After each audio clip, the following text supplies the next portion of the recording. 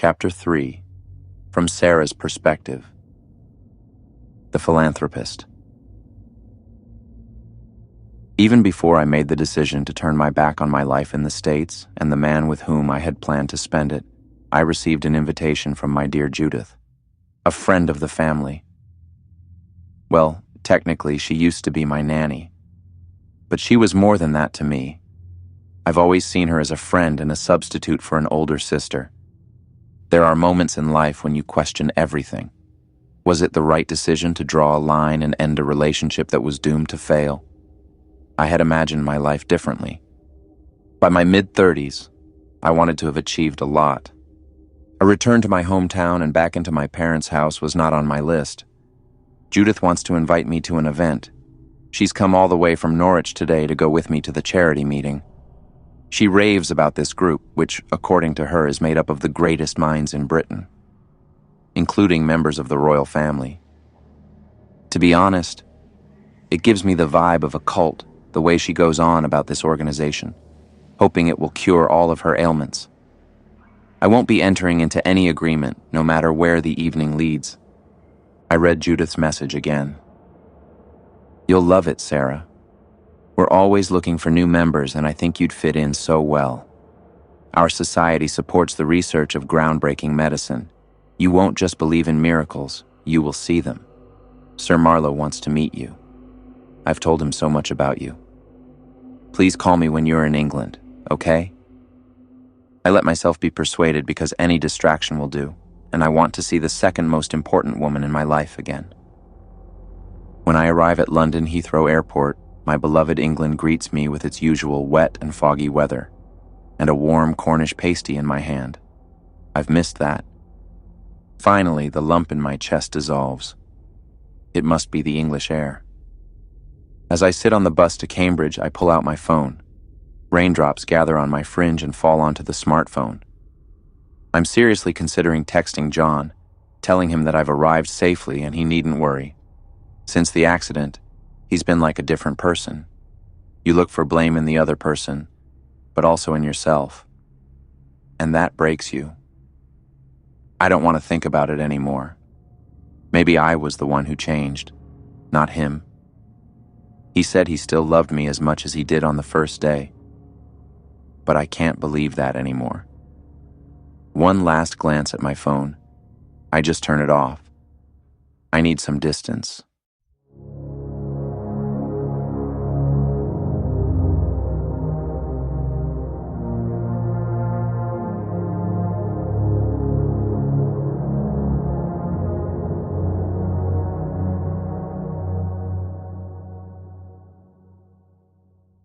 The mood is tense. Every breath and every scrape of a fork on porcelain is driving me mad. My parents have taken me in and are letting me stay with them. Eat something, darling, my mother says. They had me late. She was 40 and he was 50. Now they are old. But something is different. They're fitter than before. My father had Parkinson's. I don't see any shaking. My mother clears the table like she did when I was a child. They are sad that I ended things with John and that I'm back here. I don't know if I can fulfill their wish to become grandparents. Actually, John and I are on a break. But maybe I should first clear my head and find myself again. My parents are pushing for my uncle to find me a job, something in office work or the like. John had to work 12-hour shifts as a doorman. I managed with a part-time job in a hotel. I'll never return to that industry. It feels like a dream. The food on my plate seems like an insurmountable obstacle. No hunger, no thirst, just emptiness. It presses on my chest. Then I remember I need to contact Judith. A shadow hangs over my parents' house. Nothing is as it once was. I run my fingers along the walls and feel the wallpaper. It still feels exactly the same as it did 20 years ago. My childhood room has become a gym. At least it's something useful. Still, I'm curious where my parents' health comes from. Could it be connected to Judith and her charity group? I sit down on the bed. The daughter is now using the guest room, which was meant for family and friends. Now, Almost everyone is dead or has moved far away. No matter what health my parents enjoy in their old age, something's off here. And I need to get out. It's an echo from the old days. And I feel like a failed woman. I dial Judith's number.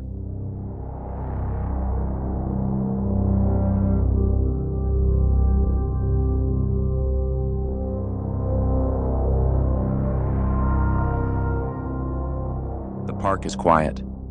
The destination lies ahead of me. The building looks unimpressive. Somehow cold. Just cold. I'm on time. Judith is taking her time. I look around. Cardboard cutouts and flags. It looks like a cult pretending to be a scientific society. The charitable conclave of Marlowe. Shiny, state-of-the-art electric cars are parked in front of me. Even limousines. The people here have money. I'm not sure if this is the right place for me, but I'll do it for Judith. I spot the exuberant, cheerful woman from a distance. Her hair is now gray.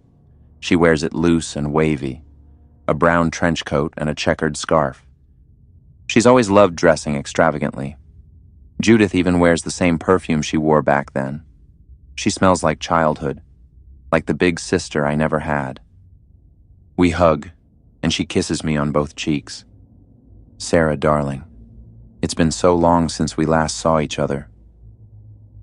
I'm so happy to see you again.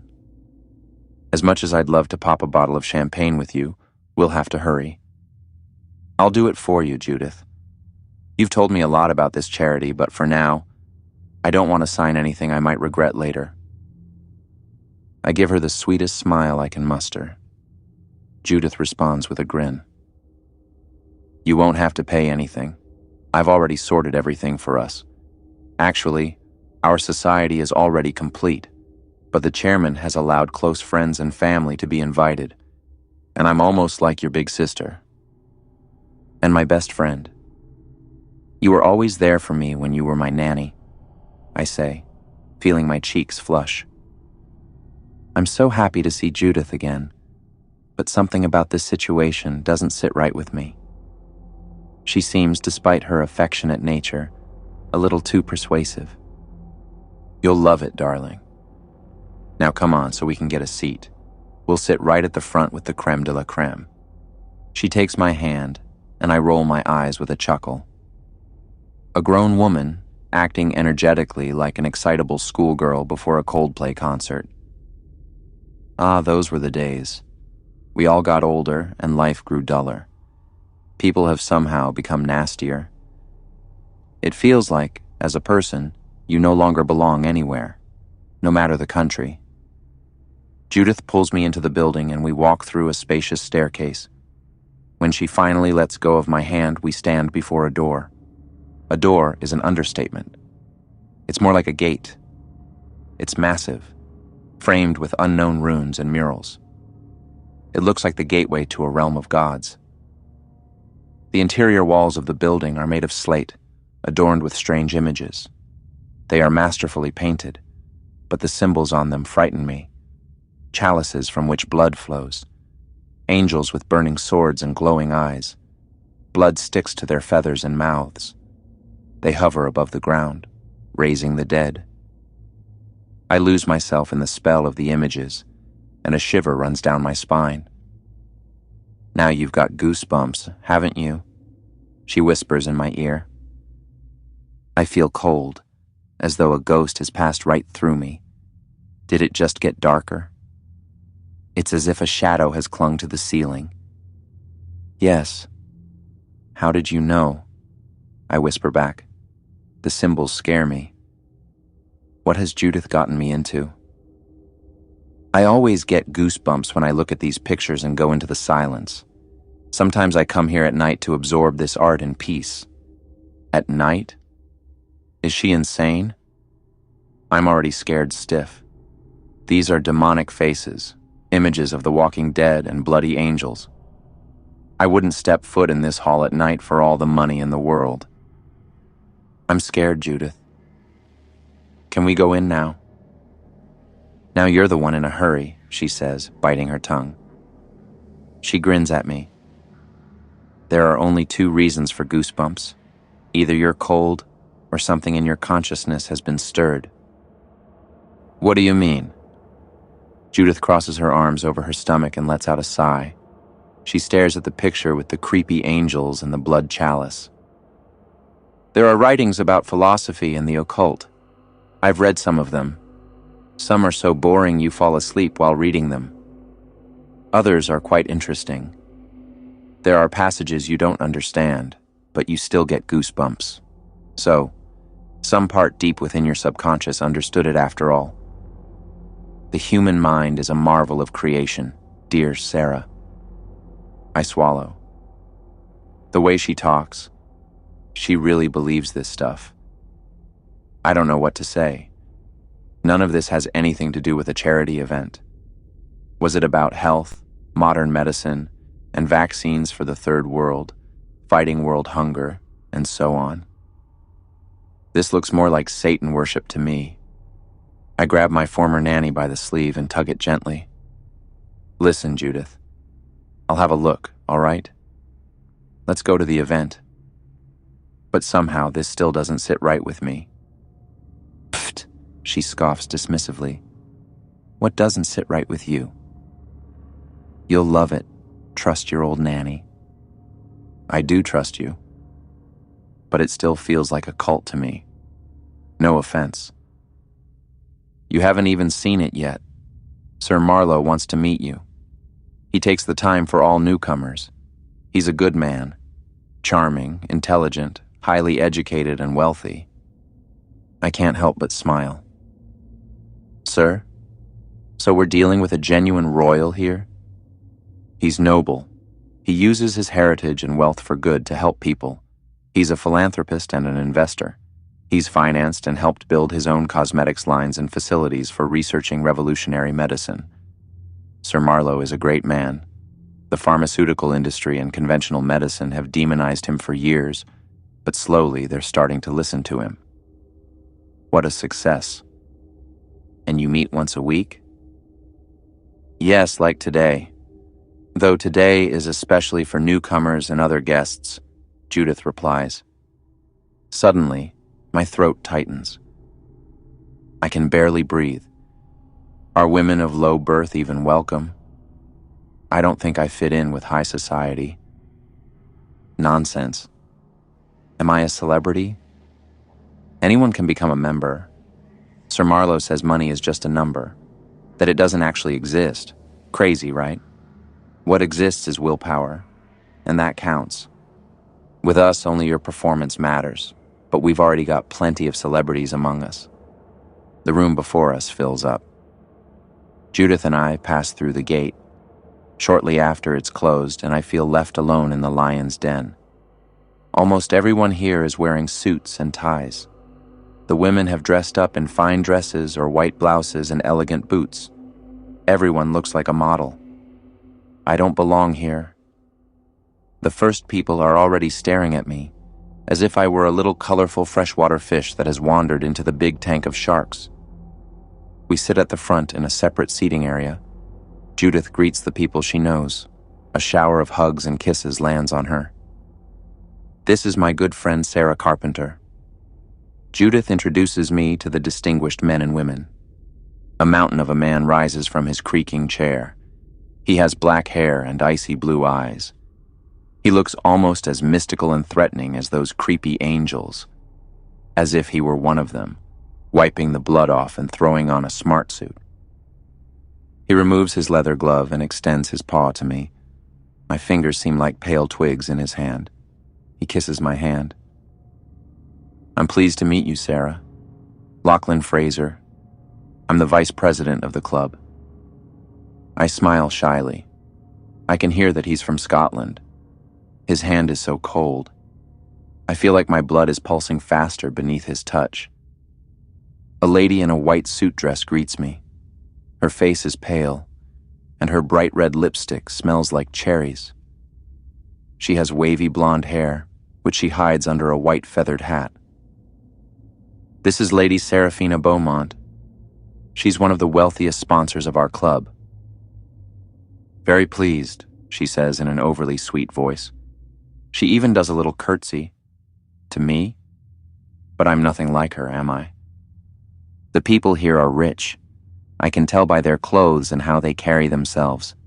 So carefree and superior, as if they'll never die.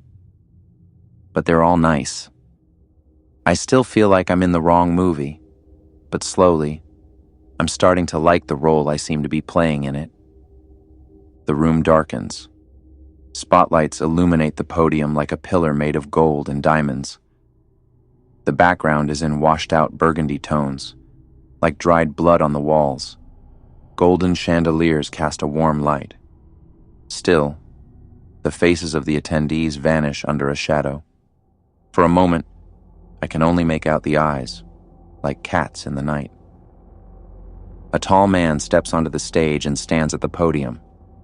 Amid applause, Judith whispers to me that this is Sir Duncan Marlowe. I just nod and clap along. Hundreds of people are gathered here, but Marlowe's gaze wanders straight to me. He seems to notice the new faces right away, even in the sea of shadowy figures. I have the feeling we'll have an engaging conversation after this event. His hair is black, and high cheekbones define his face. Despite the elegantly tailored suit, I can tell he has an athletic build, a really attractive man. I can't help but think of John. Somehow, I feel guilty. I don't know if I still love him or if I should go back to him. It just didn't feel right anymore. Now, I'm starting to notice other men. It's all good. We agreed as adults to go our separate ways. That doesn't mean there'll never be contact between John and me again. But for now, no relationship. We both need our space. Sir Duncan Marlowe begins his speech, accompanied by a fanfare that reminds me of an old opera. What was the name of that German composer again? Ah, yes, Richard Wagner. It sounds like the beginning of one of his pieces. Marlowe raises his hand. The instruments and the last murmurs in the room fall silent. Esteemed members of our fellowship, valued guests and adepts, he begins. His voice settles over the cold shadow of the room like a warm embrace. It's deep and mature, yet as lively as the fire of youth. Adepts? What does he mean by that? No matter how charismatic and attractive he might seem to the audience, to me, he still has the aura of a cult leader, and I'm already under his spell. This will likely be the last time we meet here as a full assembly. For this year, that is. It's my pleasure to welcome you all. After my speech, I shall invite our investors and sponsors to the stage. They have prepared their own contributions, which they are eager to share with you. This past year has been marked by a surge of success that continues unabated. The development of the new vaccine and other medicines will benefit humanity. The government of the United Kingdom has agreed to partake in our research. Buckingham Palace has pledged us its support. He is interrupted by a wave of applause. Marlowe thanks the audience and raises his hand, asking to continue. A projector casts an impressive light show onto the wall. Video sequences of laboratories and people are displayed. Vaccinations are administered, and once sick individuals talk about their recovery. People bound to wheelchairs are shown walking again. The blind can see, the deaf can hear, even those born with such conditions. Marlowe extols how his organization is leading the way in curing cancer and dementia. This new vaccine he speaks of sounds like a miracle cure. But to me, it seems like a cult disguised in the robes of science. It's absurd. A single vaccine can't possibly cure all the diseases in the world, let alone congenital disabilities, or combat world hunger. Doctors and scientists can't manage it, but Marlowe and his organization can. Where's the catch? Judith notices my unease. Her hand on my knee restores my composure. Marlowe talks about how the new vaccine has been patented and will soon be available throughout the UK. He even goes so far as to say it will be offered free of charge. The only condition is to join his organization. I knew it. A cult. And a disgusting one at that. Mothers bring their terminally ill parents and disabled children to Marlowe, believing that only he can heal them. It's a perverse way of luring members into a contract with this organization under false promises. I don't like this. I'll let the evening pass and keep my distance from Judith for the next few weeks. If she asks me about it, I'll tell her what I think. I want nothing to do with groups like this, especially those that toy with false health promises. Marlowe continues speaking. That's just how it is, dear friends. We want to help humanity and make this earth a better place for everyone. A world without disease and without hunger. But, as always, we first have to convince the old nags in parliaments and offices. Only when the king enjoys his soup might it be served to the people. Laughter ripples through the hall. Duncan Marlowe smiles as he flips the pages on the lectern. But no matter what drivel he spouts, something about this man is captivating. He exudes an energy that's not of this world. I could swear I see him glancing in my direction now and then. When he smiles, he looks like a young wolf. I can't decide what to make of him. I can't think straight anymore. Lachlan Fraser and Lady Seraphina Beaumont linger like phantoms in the background. They clap, but silently. Their faces are frozen, as if they know Duncan Marlowe has given this speech hundreds of times before. Sponsors and other speakers take the stage. 2 celebrities are introduced as guests of honor. 2 English actors. Even a member of the British royal family sits among the crowd, playing the humble, down-to-earth gentleman when the spotlight briefly lands on his seat. After an hour, the presentation ends. The entire hall rises to thunderous applause. Duncan Marlowe basks in the downpour of praise and recognition. He bows repeatedly with his sponsors. I feel as if I'm glued to my chair. Judith takes my hand and compels me to stand and join the applause. I clap. Once. Twice. Slower each time. Then I sit back down. I find the situation more suspect than ever.